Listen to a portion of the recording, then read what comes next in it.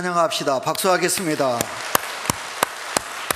대단하지요. 연세중앙교회 성도님 10,000명이 모두가 다 아름다운 그 가운을 이렇게 블라우스와 양복을 입고 그 나비 넥타이를 메고 10,000명의 성도가 찬양대원이 되어서 하나님 앞에 이렇게 부활의 찬양을 드립니다. 저 자리에 있으면 누구나 다 정말 감격의 그 어떤 기쁨을 누리지 않겠습니까? 우리 주님 부활하셨습니다. 할렐루야. 부활하신 우리 주님의 은혜가 이 자리에 참여한 우리 온유재단의 모든 성도들에게 가득 넘쳐나시기를 축원합니다. 부활의 주님은 능력의 주님입니다. 우리 부활의 주님의 능력이 우리 사랑하는 성도들에게도 그 능력이 임하시기를 기원합니다. 성도 여러분, 어떻게 지내셨습니까? 마스크를 했기 때문에 여러분의 얼굴을 소상하게는 볼 수 없지만 그러나 여러분의 얼굴을 이렇게 뵈니 반갑기 그지없습니다. 반갑습니다. 예, 반갑지요, 그지요? 예, 우리 병환 중에 계신 우리 집사님도 계시고 또 우리 권사님 또 이렇게 성도님들 뵀습니다. 우리는 한 주간 동안 고난주간 기도회를 했는데 그때는 밤이었고요, 또 조용하게 우리가 예배를 드려야 되기 때문에 이렇게 이제 반갑게 인사를 못했는데 이 시간 이제 우리가 50일 동안 만나지 못했지요. 그랬는데 이렇게 사랑하는 성도들의 모습을 뵈니 참 감사하기 그지없습니다. 이제 오늘 주신 말씀을 생각하면서 들어가도록 하겠습니다. 2020년 우리는 코로나19 바이러스 감염이 아직도 전 세계적으로 대유행하고 있는 엄중한 현실 속에 저희들은 부활주의를 맞이했습니다. 우리는 기쁨과 그리고 축복이 가득한 부활절을 기대했지만 코로나19로 인해서 온 땅이 탄식과 죽음의 공포에 사로잡혀 있습니다. 생명과 일상이 위협을 받고 경제적인 위기가 우리 속에 고조되어 가고 있습니다. 이런 어려운 현실 속 가운데서도 이 귀한 부활절 주일에 참여하신 우리 온유교회 사랑하는 성도 여러분, 그래서 저는 2020년 이 부활절이 뜻깊다, 어느 때보다도 우리에게는 감격적으로 다가오고 그리고 어느 때보다도 하나님의 뜻이 깊다, 저는 그렇게 봅니다. 주님은 고난의 십자가를 지셨습니다. 그리고 십자가 위에서 죽으셨습니다. 성도 여러분이요, 우리 주님께서 고난의 십자가를 지셨지만 죽음으로 끝났습니까? 우리 주님은 다시 그 죽음으로에서 부활하셨습니다. 다시 사셨습니다. 마찬가지로 이제 우리 온유재단의 믿음의 성도들도 우리는 부활의 주님을 믿는 믿음으로 이 코로나19의 어둠 속에서 다시 일어나는 역사가 있으시기를 축원합니다. 부활의 새 생명으로 살자라는 제목입니다. 여러분, 작년 돌아가겠습니다. 작년, 그러니까 2019년 4월 15일이지요. 고난주간입니다. 여러분, 이 고난주간에 놀라운 일이 세계 속에서 일어났습니다.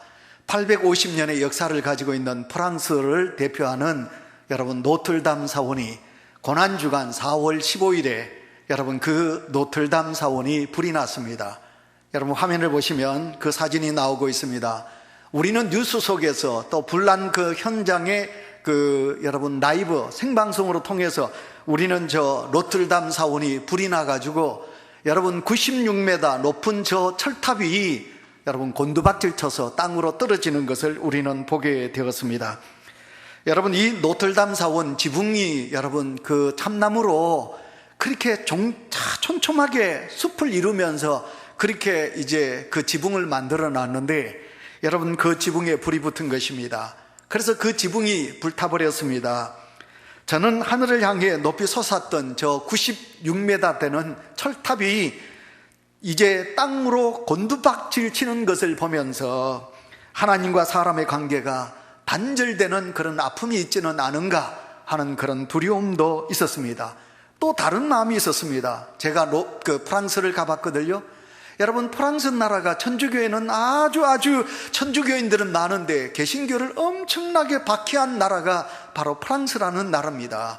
그러니까 여러분, 그 프랑스는 껍데기 신앙밖에 없는 나라이죠. 그래서 하나님께서는 저 껍데기 신앙을 가지고 있고 교만한 프랑스 사람들이 가지고 있는 잘못된 믿음을 꺾으시구나 하는 것을 저는 이 노틀담 사원에 불난 것을 보면서 저는 그렇게 생각을 했습니다. 여러분, 그 불이 났을 때 프랑스 사람들이 눈물을 흘리며 애통하는 모습을 봤습니다. 어찌하느냐? 발을 동동 구르면서 그 사람들이 너무너무 안타까워하는 것을 보았습니다. 우리는 함께 이제 여러분 그 모습을 보면서 여러분 우리 또한 저렇게 아름다운 문화가 저렇게 불태워져 가구나 하는 안타까운 마음도 가지게 되었습니다. 마크롱 대통령이 이렇게 말했지요. 우리는 함께 노틀담 사원을 다시 지을 것입니다. 그렇게 말이 떨어지지가 무섭게 프랑스 나라에 있는 많은 기업체들이 엄청난 그런 액수를 이제 헌납하게 됩니다. 여러분 루비통, 모든 여자분들이 갖고 싶어하는 명품의 가방의 회사의 회장, 루비통 회장이 수천억의 돈을 재건하는 데 기부하게 되지요. 뿐만 아니라 많은 프랑스 나라에 있는 그런 기업체가 이 노틀담 사원을 다시 재건하기 위해서 많은 액수를 여러분 헌납하는 것을 우리는 보았습니다. 프랑스를 상징하는 성당, 그리고 프랑스 관광객들이 가장 많이 찾는 관광지를 다시 재건하는 것은 그 사람들이 가지고 있는 마음과 바람이겠지요. 그런데 제가 드리고 싶은 말씀은 뭔지 압니까? 저 사원을 다시 재건한다 할지라도 그것이 중요한 것은 아니라는 것이에요. 사랑하는 성도들이요, 여러분 오늘도 우리 눈에 보이는 건물이 중요한 게 아니에요. 중요한 것은 무엇인지 압니까? 내 믿음이에요. 내 마음속에 살아계신 예수 그리스도의 믿음인 줄 믿습니다. 그래서 우리는 다시 부활의 새 생명으로 우리가 살아야 돼요. 그러니까 내 심령 속에 예수 그리스도가 살아 역사하셔야 됩니다. 여러분 건물 외형이 중요한 게 아닙니다. 그것은 다시 무너질 수도 있고 그것은 불살 수도 있는 것입니다. 그러나 중요한 것은 뭐냐면 예수 그리스도를 믿는 믿음이 내 심령 속에 살아 역사하느냐, 그것인 것입니다. 여러분 노틀담 사원이 성당이 불탄 것보다 2000년 전에 더 큰 화재가, 더 큰 안타까움이 예루살렘 땅에 있었습니다. 여러분 예수님께서 예언한 그대로 이제 여러분 예루살렘에 이스라엘 백성들이 그렇게도 소중하게 여기는, 그들은 집을 지어도 성전을 향해서 집을 지어요. 그들이 3일 만에 일주일 하루에 3번씩 기도할 때도 어떻게 합니까? 이 예루살렘 성전의 문을 열어놓고 창문을 열어놓고 그들이 기도하는 거예요. 우리는 남쪽으로 집을 지어요. 그런데 유대인들은 남쪽으로 집을 짓는 게 아니라 예루살렘 성전을 바라보면서 집을 지어요. 절기를 맞으면 그들은 개나리 보찜을 사들고 몇 천리를 걸어서 외국에 살아도 그들은 예루살렘 성전에 모여가지고 하나님 앞에 예배를 드리는 거예요. 한마디로 말하면 예루살렘 성전은 그들의 신격과 가는 거리예요. 그런데 디도 장군에 의해서, 로마 디도 장군에 의해서 그 예루살렘 성전이 무너지게 되는 거예요. 불타게 되는 거예요. 돌라나 남기지 아니하고 모든 것이 무너지게 되는 것입니다. 여러분 이 모습을 본 유대인들이 얼마나 안타까워했으며 얼마나 큰 상처를 입었겠습니까? 여러분 그런데 이제 유독 디도 장군이 모든 예루살렘 성벽과 예루살렘 모든 것을 무너뜨립니다. 성전을. 그런데 우리가 가면 통곡의 벽이 있습니다. 예루살렘 서쪽 벽, 그것은 무너뜨리지 않습니다. 왜 그것을 두는지 압니까? 로마 군인들 우리는 얼마든지 이것까지도 무너뜨릴 수 있다. 그러나 이것을 너희들에게 놔두는 것은 우리가 그만큼 이 모든 것을 무너뜨릴 수 있는 힘이 있는 로마 힘이다 하는 것을 보이기 위해서 그들은 통곡의 벽을 그들이 그냥 남겨둡니다. 사진을 보시면 나옵니다. 우리가 이제 가면 늘 이제 예루살렘 성벽, 거기 가면 유대인들이요 다 와가지고요 거기다가 하나님을 향한 기도문을 다 이 꼽습니다. 그 틈새에다가 다 돌 사이에다가 꼽고 그들이 머리를 그 성벽에다가 계속 이렇게 머리를 찍으면서 눈물로 회개하는 거예요. 우리가 잘못해서, 우리가 하나님 앞에 믿음으로 바로 서지 못해서 하나님의 성전이 무너졌습니다. 불탔습니다. 하나님 회개합니다. 그러니까 지금도 여러분 이 유대인들은 저곳에 가면, 그래서 저곳에 가면 우리는 옷을 다 이렇게 너무 살갗이 나오는 그대로 있으면 안 돼요. 옷을 우리가 이 살갗을 가리는 옷을 입어야 되고, 그리고 우리가 매무새를 잘 해야 저 자리에 갈 수 있습니다. 철저하게 유대인들은 저곳을 이제 통곡의 벽이라 하나님 앞에 회개하며 눈물로 그들이 서는 것을 보게 됩니다. 그런데 예수님은 이 예루살렘 성전이 이제 무너질 것이다 그렇게 예언하셨습니다. 요한복음 2장 19절 우리가 성경을 읽도록 합니다. 다 같이 읽습니다. 시작. 너희가 이 성전을 헐라 내가 살 동안에 일으키리라. 여러분, 아멘. 이 말을 예수님께서 하셨습니다. 그런데 유대인들이 그 말을 들으니까 이 성전이 어떻게 해서 세워졌는데, 이 성전이 46년 동안 그들이 애써서 지었다는 거예요. 46년을 애써서 지었는데 우리 주님께서 말씀이 무엇이냐? 사흘 만에 무너지리라. 그리고 내가 사흘 만에 다시 이 성전을 일으키리라. 우리 주님께서 그렇게 말씀하셨어요. 여러분, 디도 장군에 의하여 무너진 이 예루살렘 성전은요, 누가 지었느냐 하면 헤롯이 지었어요. 헤롯이 지었습니다. 그런데 헤롯이 이 성전을 다시 지었는데, 헤롯이 어떻게 해서 짓느냐 하면, 헤롯은 이방 사람이에요. 유대인들이 우리가 알고 있는 것대로 이방 사람들은 유대인들이 인정하지 않잖아요. 그런데 헤롯이 왕이 된 거예요. 왕이 되니까 유대인들이 따르지 않아요. 그러니까 헤롯은 유대인들의 관심과 인기를 얻기 위하여, 왕의 자리를 군림하기 위하여 자기가 유대인들이 바라는 것이 뭘까 생각한 거예요. 그러니까 유대인들이 바라는 것은 성전이다. 그래서 여러분, 이 헤롯이 성전을 잘 짓습니다. 얼마나 잘 짓는지 압니까? 46년을 걸려서 짓다 그러지요. 근데 여러분, 우리는 돌과 돌 사이에 시멘트를 바릅니다. 이 붙이기 위해서. 근데 여러분, 로마 군인들이 와서 성전을 무너뜨리니까 놀랍게도 돌과 돌 사이에 뭐가 있는지 알아요? 황금이 있어요. 그만큼 헤롯은 이 성전을 지을 때 황금으로 이 성전을 짓는 거예요. 그래서 그 성전을 그렇게 잘 짓습니다. 그래서 모든 유대인들의 관심과 그리고 모든 유대인들의 인기를 누리기를 원하는 것이 헤롯입니다. 그러니까 헤롯 왕은 하나님의 성전을 지은 것은 하나님을 향한 신앙에 의하여 짓는 게 아니에요. 이건 정치적인 목적으로 이 예루살렘 성전을 짓는 거지요. 그런 성전이 우리 주님께서 말씀하셨어요. 사흘 만에 무너지리라. 그리고 내가 사흘 후에 다시 일으키리라. 우리 주님께서 말씀하신 것입니다. 예수님께서 그렇게 말씀하신 그 성전은 유대인들이 그렇게 신격화하는 그 성전이 아니란 말이에요. 우리 주님 말씀하시는 것은 예수님의 몸을 말씀하는 거예요. 그러니까 여러분, 새로운 성전이 세워진다는 것은 무엇입니까? 우리 주님은 십자가 위에서 인류의 죄를 대속하시기 위하여 십자가 위에서 죽으신다, 무너지신다.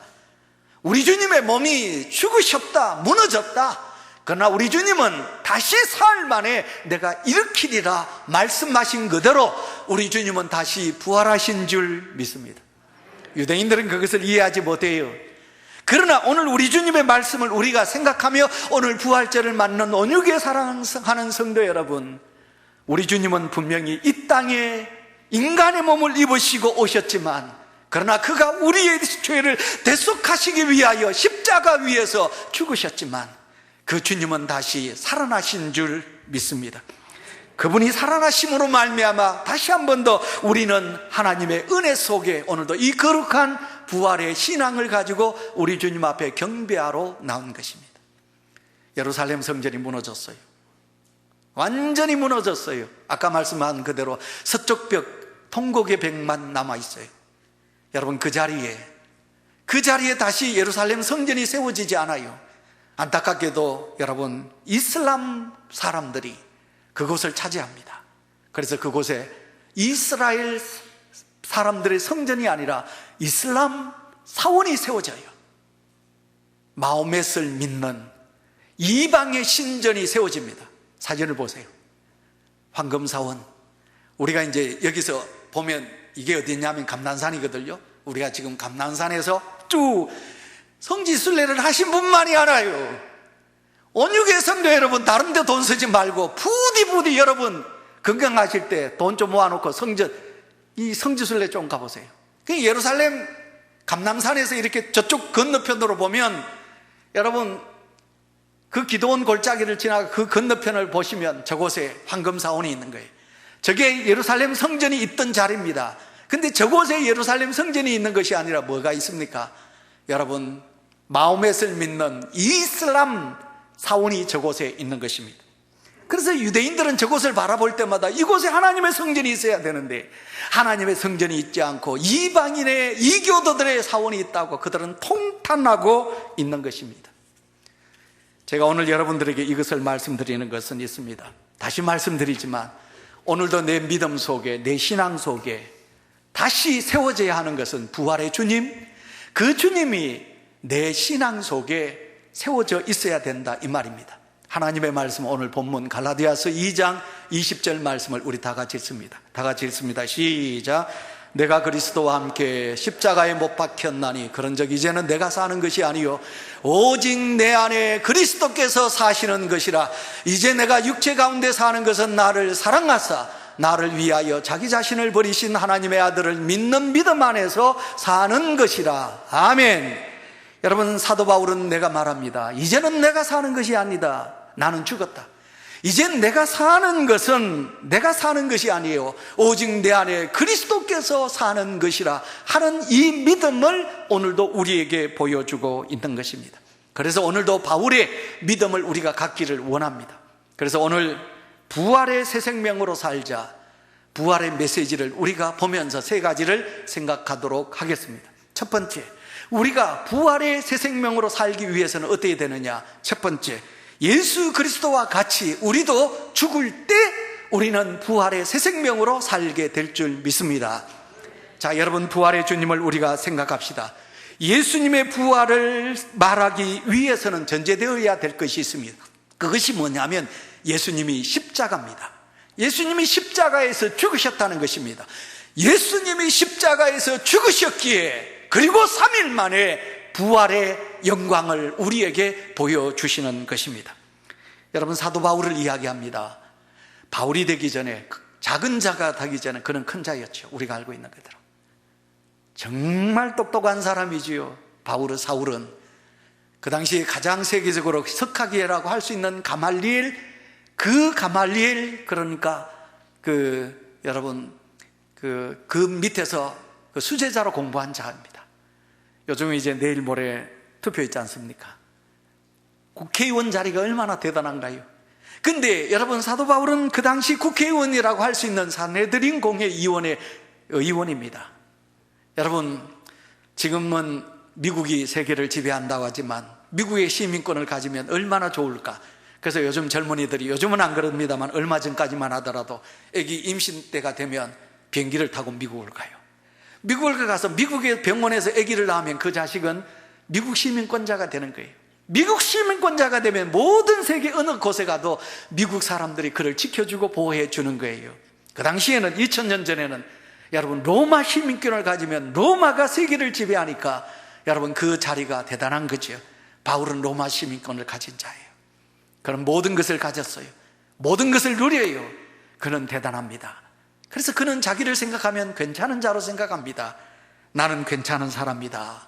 그런데 자기 자신을 생각하니 괜찮은 사람이었는데, 그런데 그가 예수 그리스도를 만난 거예요. 예수님을 만나보니 그는 아니에요. 자기는 괜찮은 사람이 아니고 자기는 나 아니라는 거예요. 나는 아니라는 거예요. 그래서 자기를 다 내려놓습니다. 다 버립니다. 배운 것도 버립니다. 지식도 버립니다. 로마 시민권도 버립니다. 산헤드린 공회의원 그 관직도 버립니다. 다 버립니다. 그리고 자기가 고백합니다. 예수를 만나보니 자기가 어떤가요?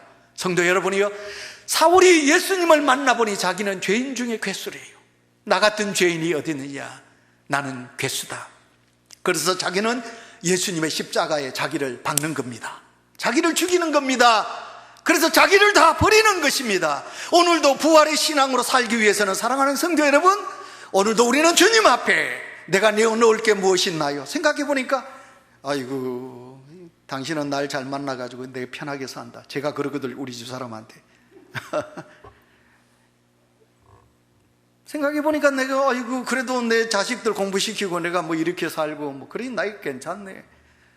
아이고, 당신 나 만났기에 당신이 이렇게 사는 거지. 우리 권사님 그래 생각하나요? 가만히 생각해 보니, 아이고, 나는 그래도 괜찮네. 여러분, 그렇게 생각하십니까? 성도 여러분, 아닙니다.